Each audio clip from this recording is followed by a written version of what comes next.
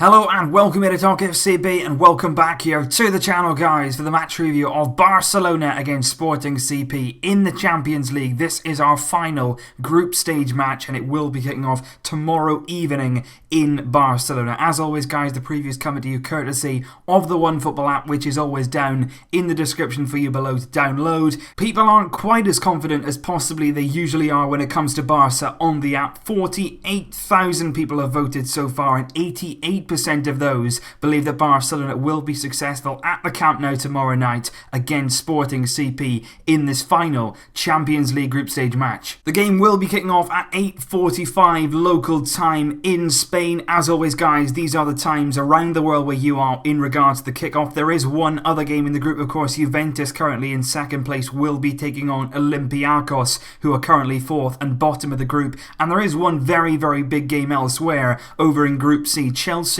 against Atletico Madrid. Atletico Madrid need to beat Chelsea at Stamford Bridge and they need to hope that Roma fail to beat Qarabag. If that doesn't happen, Atletico Madrid will be out of the Champions League. That'll be massive news. Atletico Madrid, of course, always seem to go far in this competition, usually at our expense, so Atletico Madrid could be going out tomorrow night. But let's just take a look at the group so far in regards to our group, where we are and what exactly could happen tomorrow night, the different variations. We already knew after the last game against Juventus that we were going to be qualifying for the knockout stage of the Champions League, but obviously whenever you're in the group stage you want to be qualifying as that first place top of the group, and hopefully then that kind of guarantees you an easier draw in the last 16. It doesn't always work out like that, but possibly by finishing top of the group you do guarantee yourself a bit more of a favourable draw. Currently we are top of the group, 5 games played, 3 wins so far and 2 draws, thus we're currently unbeaten in the Champions League, just like we are in the league as well. We've got 11 points so far in the Champions League. Juventus are in second, they've got 8 points. They did suffer that one loss, of course, to ourselves, 3-0 at the Camp Nou. Sporting Lisbon are in third place and Olympiacos are in fourth. So Sporting CP actually do have a lot to play for in this game. If they were to win and perhaps Juventus failing to beat Olympiacos,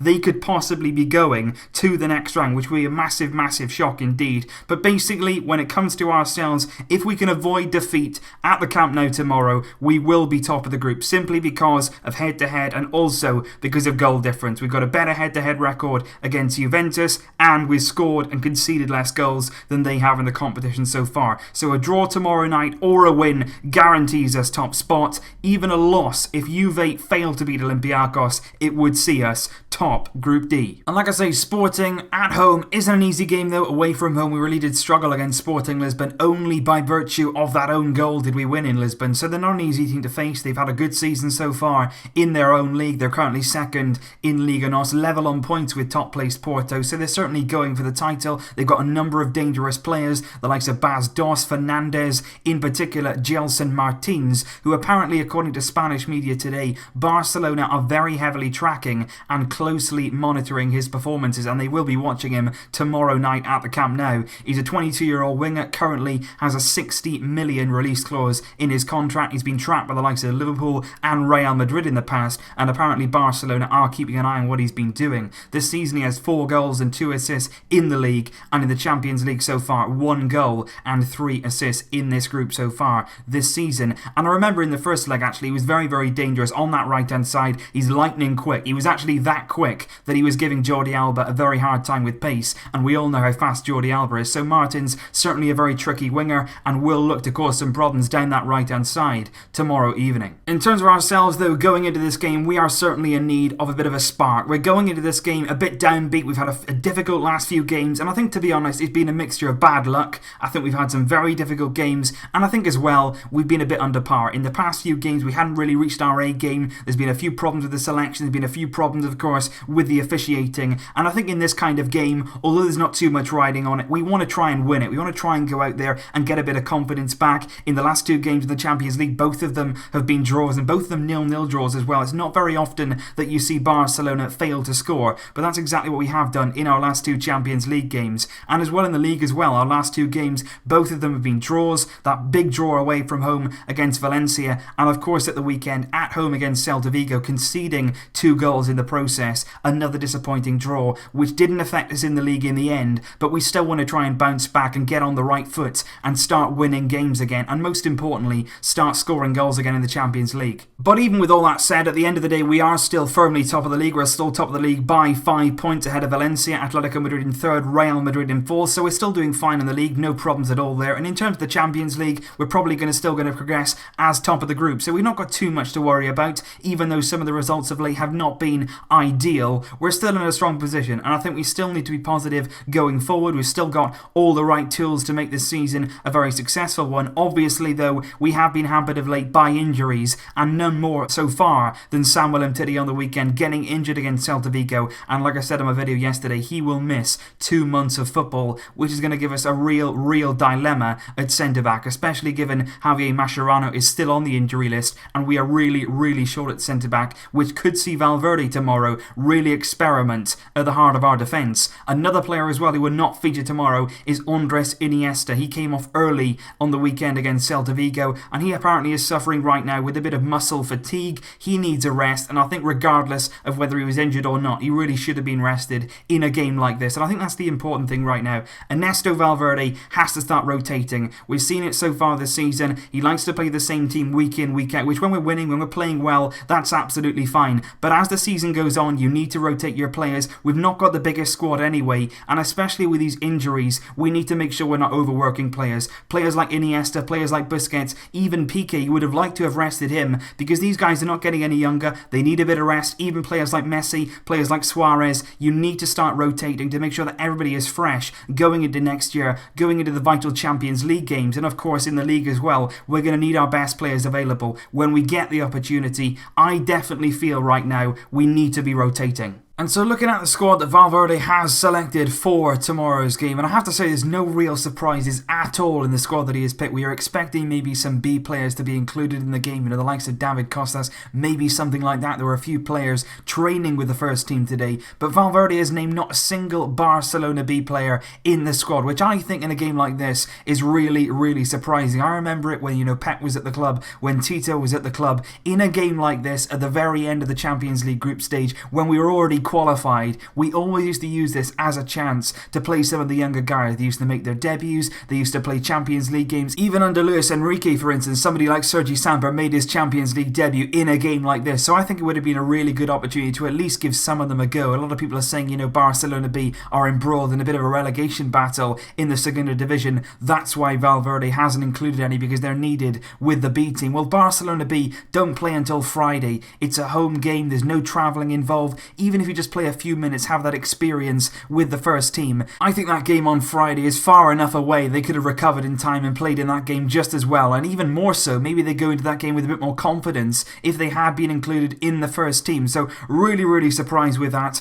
and I'm just going to show you once again this week the lineup that I would personally go with. I'm not going to second guess Valverde, because if I was going to say it now, he's probably going to play things safe again. I wouldn't expect him to make a load of rotations, even though I think in this kind of game we've got so many injuries right now, we cannot risk any more injuries. I would go with something like this. I think Jasper Cillessen deserves a starting goal. I think Ter Stegen has played nearly every single game this season, so Cillessen deserves a start in a Champions League game. He'll certainly hopefully get the nod tomorrow. I think Jordi Alba at left back with Lucas Digne at centre back. Sport reported earlier on today that Lucas Digne could possibly be used as a centre back by Ernesto Valverde, and I think the main thing here is that we're not risking Thomas Vermaelen. He's already played 3 games in a week. Last week he played against Valencia, he played against Murcia, and then he came on when Umtiti got injured at the weekend. If we play him again tomorrow and then again on the weekend against Villarreal, with his injury record, that is really pushing it. We want to keep him as fresh as possible. We don't want to risk things with him. I would certainly find a way, I don't know how,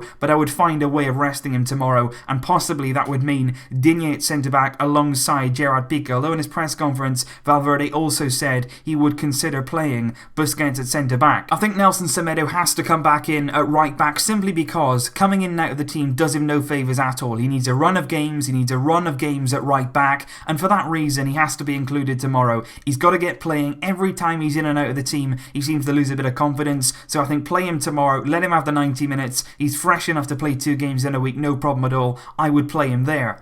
And then it's in midfield once again where I would make quite a few changes. Busquets has to have a rest. We've got no valid replacement for him in the squad. He needs to be rested in a game like this. Likewise with Andres Iniesta. Even Paulinho and Rakitic right now have played a lot of games in the past few weeks. So I would go with Gomez in the holding midfield role. He's fresh from his injury and he has played there against lesser teams in sort of games gone by. I would play Denis Suarez in the advanced midfield role and I would play Sergi Roberto in that midfield alongside Denis just in front of Andre Gomez. He has to play in midfield. He was in the press conference early on today. He said that is his preferred position. He'll play anywhere, but if he had to pick, he would certainly pick a midfield role. And then in the front three, I would go with Lionel Messi. You could definitely argue a good case to rest him in a game like this, but I think he'll want to start. He'll want to get on the score sheet once again in the Champions League. Maybe if we're winning or drawing, whatever the situation is, maybe take him off during the game. I think Alcácer deserves a start as the main striker. I think starting him alongside Suarez doesn't always work. I think we can rest Suarez in this game and give Alcácer a start here as the striker, and somebody I think needs to give us some width, because I think that's the most important thing in this game. We have to go back to 4-3-3. I am a bit sick now of those four midfielders. 4-4-2 is too flat, it's too boring. It hasn't really worked that well for us in recent weeks. I think back to 4-3-3, get somebody in there who's going to give us some width. Alex Vidal played pretty well against Murcia. He had a good game on that day. He'll give you energy on that right hand side. He can cover it right back as well, obviously given that he's played there in the past. Him and Semedo could work quite well down that right. I would start him over Deulofeu, who has not been great in recent weeks. So like I say, that would be my lineup. Obviously on paper it's not a strong lineup. It is not a very established lineup. Those players have not played together that often ever, but obviously in this kind of game all we need to do is avoid defeat. We don't have to win this game. The game at the weekend against Villarreal is the important one. That's the one we need to be focusing on, and we need to focus on preserving our squad, keeping everybody fit, keeping the key players rested when they can be. And this is one of those games, one of those rare chances where Valverde for me can afford to do some rotations. Let me know your predicted lineups down below, guys.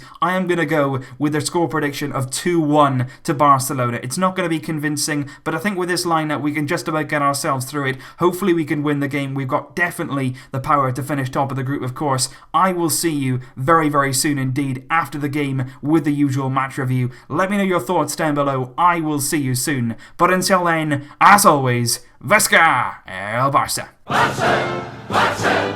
Barça!